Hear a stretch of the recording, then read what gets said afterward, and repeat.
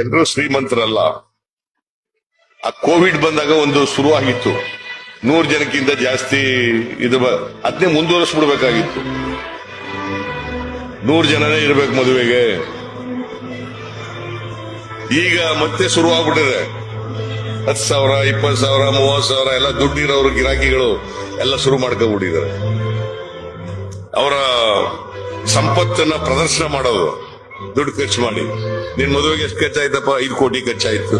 ನಿನ್ ಮದುವೆಗೆ ಎಷ್ಟು ಖರ್ಚು? 10 ಕೋಟಿ ಖರ್ಚಾಯ್ತು. ಎಲ್ಲಿಂದ ತಂದರೆ ಬಡವರು? ನಾನು ರಾಜಕಾರಣಕ್ಕೆ ಬಂದು ಇಷ್ಟು ವರ್ಷ ಆಯ್ತು, 40 ವರ್ಷ ಆಯ್ತಾ ಬಂದಿದೆ. ನಮ್ಮ ಮನೆ ಮದುವೆಗಳನ್ನೆಲ್ಲ ನಾನೇ ಮಾಡಿದ್ದೀನಿ.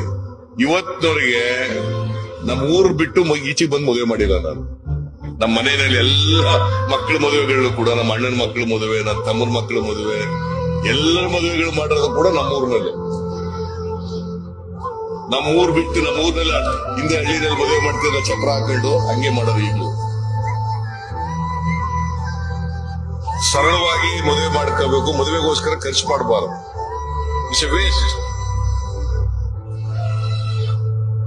ಅವ್ರು ಯಾರ ಮಾಡ್ತಾರೆ ಅಂತ ಹೇಳಿ ನೀವು ಹೋಗ್ಬೇಕು, ಮದುವೆ ಮನೆಗಳಿಗೆ ಹೋಗಿ ನೋಡ್ಬೇಕು. ಊಟ ಬಡಿಸೋದ್ರಲ್ಲಿ ಕಾಲು ಭಾಗನೇ ತಿನ್ನೋದ್ರಿಂದ 75% ಹೋಯ್ತು ವೇಸ್ಟ್. ಆಮೇಲೆ ಶ್ರೀಮಂತರ ಮನೆಯಲ್ಲ ಒಂದ್ 30 ತರ ಮಾಡ್ಬಿಡೋದು ಅಡಿಗೆನ. ಒಂದು ತಿನ್ಬಾರ್ದು ದರಿದ್ರ. ಹಳ್ಳಿನಲ್ಲಿ ಏನ್ ಮಾಡ್ತಿರುವಾಗ ಒಂದು ಹಪ್ಪಳ ಮಾಡೋರು, ಒಂದ್ ಪಲ್ಯ ಮಾಡೋರು, ಈ ಕಡೆ ಎಲ್ಲ ಹಲಸಿನಕಾಯಿನ ಪಲ್ಯ ಮಾಡೋರು, ಆಮೇಲೆ ಸಾರು ಮಾಡೋರು, ಅನ್ನ ಸಾರು ಮಾಡೋರು, ಮುಗ್ದೋಯ್ತು.